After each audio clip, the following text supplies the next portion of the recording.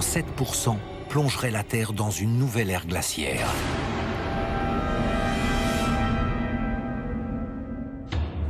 Sur les photos satellites de la NASA, l'étrange ombre noire est facilement reconnaissable. Mais dans le ciel, le soleil estival semble briller aussi fort que d'habitude et le fameux trou est invisible à l'œil nu. En gros, on vit comme si de rien n'était alors qu'on est dans un scénario catastrophe concernant le Soleil.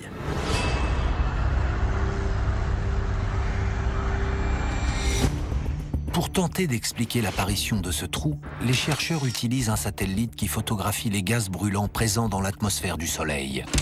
Ces appareils photo high-tech détectent des choses que l'homme ne voit pas, des choses qui ne sont visibles que sous éclairage ultraviolet. Et soudain, le trou semble bien différent. Ce qui semblait être un trou noir est en fait rempli de gaz beaucoup plus froids que tous ceux qu'on peut voir aux alentours. L'ombre géante est en fait une région plus froide de l'atmosphère du Soleil. Quand on dit froide, tout est relatif. C'est quand même 1 million de degrés. Les chercheurs appellent ces zones plus froides des trous coronaux.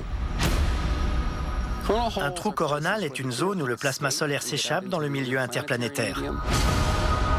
Aux grandes dames des scientifiques, ce trou coronal semble parfaitement positionné pour bombarder la Terre de particules solaires.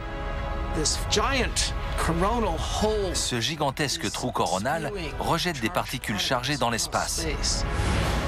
Et si la Terre se trouve sur leur trajectoire, elle essuiera une tempête solaire. Une éruption solaire peut endommager les satellites. Les appareils électroniques ne fonctionneront plus correctement. C'est déjà arrivé par le passé. C'est bien réel, ce n'est pas une crainte imaginaire. Si la Terre était touchée, ce serait très grave.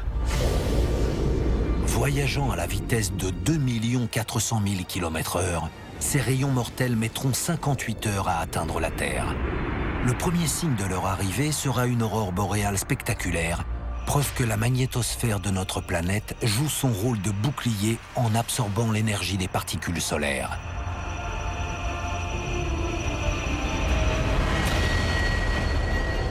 Le 20 juillet 2013, 2 jours et demi après la découverte du trou coronal, le ciel nordique se pare de couleurs éblouissantes. Serait-ce le premier acte d'une tragédie planétaire? Le phénomène dure 40